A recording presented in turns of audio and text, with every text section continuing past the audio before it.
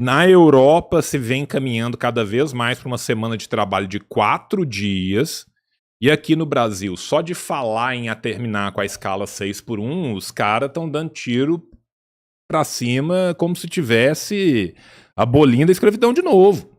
Você acredita que a gente vai colher bons frutos dessa Vai, briga aí da porque escala essa 6x1? é uma mobilização que pega gente demais e que bate num lugar que dói muito pra muita gente. Mas é um 5x2 que vai conseguir. Vai conseguir por enquanto um 5x2. 4x3 sem 4x3 chance. pra gente aqui nesse momento sem chance.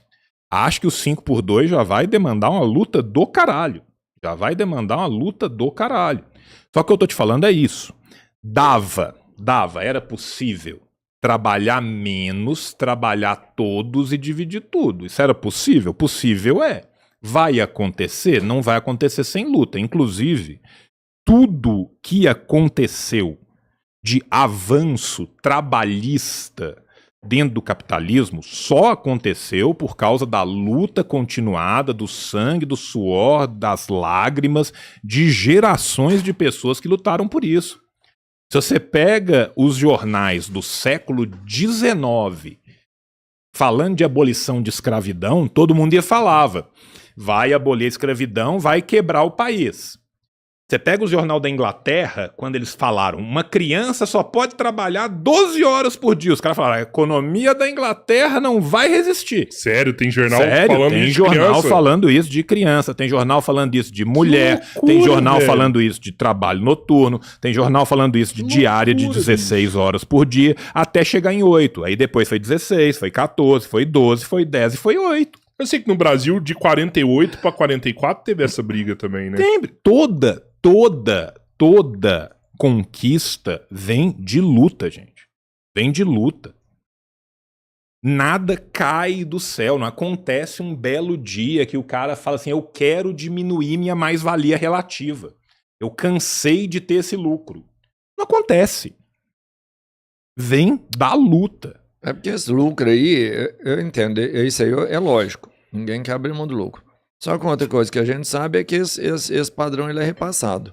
Aumentou a mão de obra dele, ele repassa no produto e alguém paga lá no fim. Aí que tá. Não.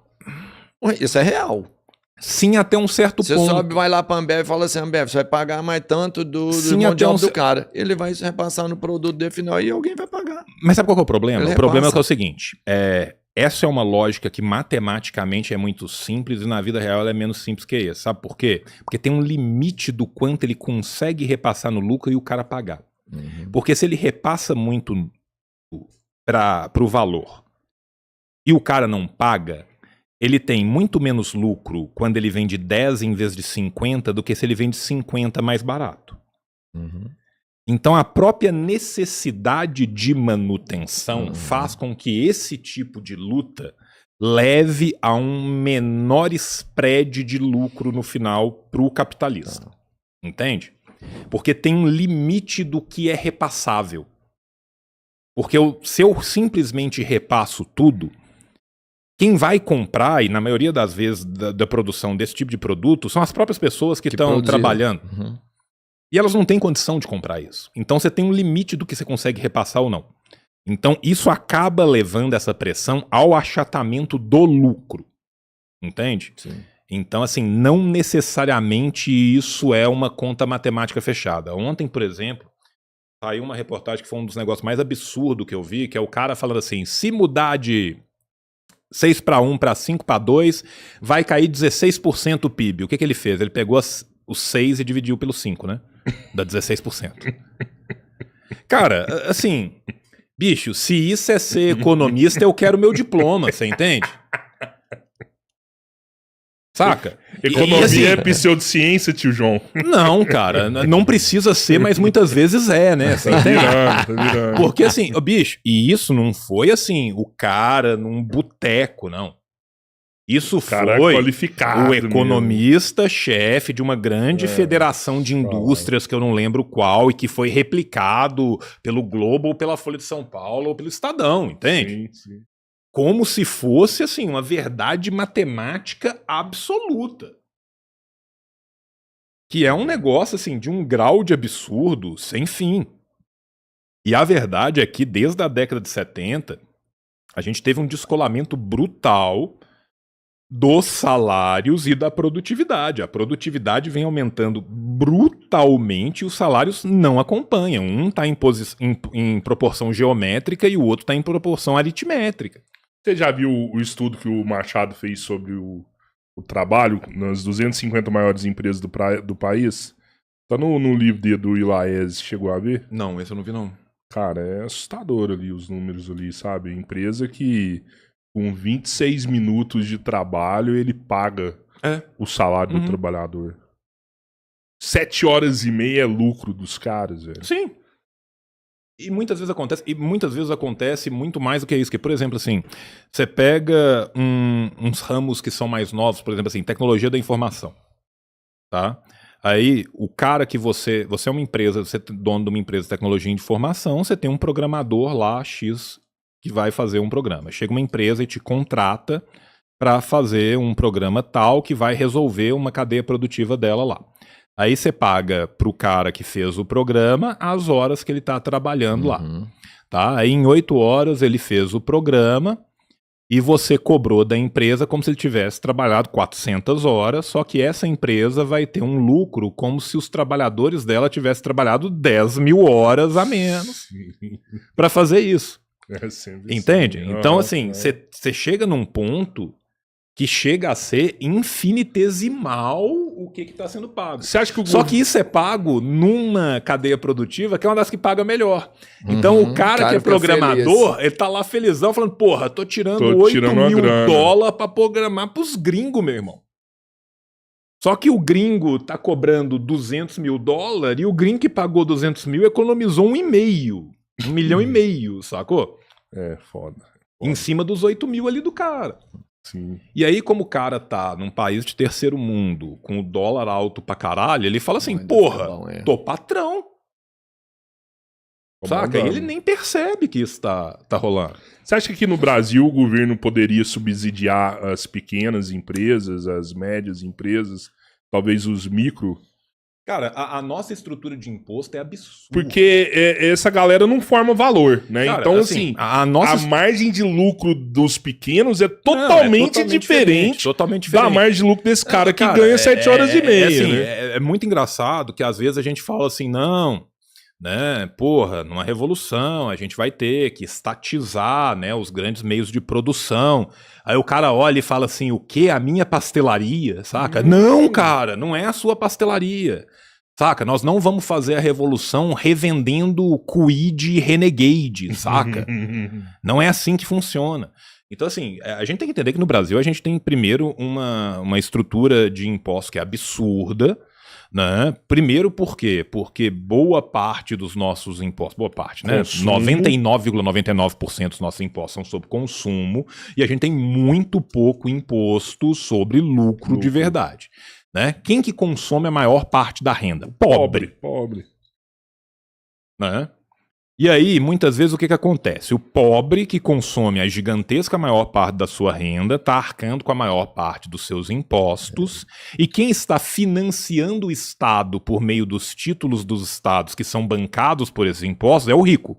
Ou seja, o rico ele ganha numa ponta de não pagar e ganha na outra de lucrar em cima tendo lucro e é isento ali de pagar o lucro. Então, assim, você pensa, cara, se a gente simplesmente abrisse mão de guerra fiscal, de remissão fiscal entre Estado, município e federação para ver quem consegue abrir mais a perna para alguém instalar qualquer coisa no lugar e ver o quanto que isso de fato traria de imposto, é uma coisa gigantesca. Se a gente começasse a cobrar imposto sobre lucro e menos imposto sobre consumo, a gente faria uma pirâmide que, em vez de tirar a renda do pobre e jogar a renda para o rico, faria o contrário. Por que não faz? Porque, normalmente, o lobo tem muito pouco interesse em proteger galinhas. E quem comanda isso é quem ou está diretamente beneficiado ou representa quem está diretamente beneficiado. Sim. Então, assim, é foda. Os caras não vão dar tiro no próprio pé. Você é contra essa guerra fiscal também, João? Sou, cara. Entre os estados, assim? Acho terrível, porque ela é deletéria para a sociedade inteira. Se a alíquota fosse igual para todos os estados, será que essas empresas não iam se concentrar mais em estados como São Paulo? Talvez o cara deixaria de vir para o interior de Minas ou interior da Bahia, Recife, outros estados, vão ficar em São Paulo. Formas de incentivar que não seja por guerra fiscal. Que o Estado não pratica. Por exemplo, qualificar uma mão de obra, coisas desse tipo, investir em infraestrutura, você entende? Sim, é isso que eu penso, saca? Porque... em vez de eu dar um incentivo pro cara aqui, que eu só preciso dar incentivo, eu vou preparar esse lugar aqui pro cara querer ficar aqui. Exatamente. Você entende? Se o Estado virasse e falasse assim, não, e pro Estado eu tô falando de todos os entes, né? Se cada um dos entes fosse, na medida das suas capacidades e possibilidades, falando assim, não, nós vamos investir aqui em qualificar aqui para que aqui possa receber, o Estado, a federação vai construir um trem para poder escoar essa produção qualquer, o Estado vai ceder um terreno que ele tem para poder fazer um local propício para isso, o município vai começar a dar uma educação mais formal, técnica do seguro rural para os países. É muito diferente, cara. Totalmente. É muito diferente. É uma forma diferente de incentivo, é uma forma de incentivo que vai gerar muito mais para aquela sociedade. Só que ela vai gerar menos lucro pro industrial final. Investimento direto, né? Na veia ali da comunidade. Aí o que o cara quer? Ele quer a divisão do bolo ou ele... Não quer, você entende? É a mesma coisa, cara. O Keynes fala na biografia dele, na autobiografia dele. Que, porra, ele falando tal, né? De tudo que ele passou lá nos Estados Unidos e tal... E aí ele vai trocar ideia com os caras e eles falam assim, porra, bicho, agora, né, tem que repartir isso aqui, porque ou começa a investir em infraestrutura para a população e começa a investir em educação e biblioteca e escola e transporte e tal, ou senão vocês vão ter que fazer guerra para sempre. Aí os caras, o quê? Opa, guerra para sempre? Você entende? É isso, os caras tinham uma escolha. Tinha uma escolha ali muito clara. Eles podiam fazer um complexo industrial militar que guerreasse para sempre, ou eles podiam dividir entre o povo os frutos daquela economia. O que foi escolhido? Vamos pra guerra. Vamos fazer guerra para sempre, entende? Então, assim, dá bom pra gente. É isso. Se a gente for pensar, o resto. É isso. Se a gente for pensar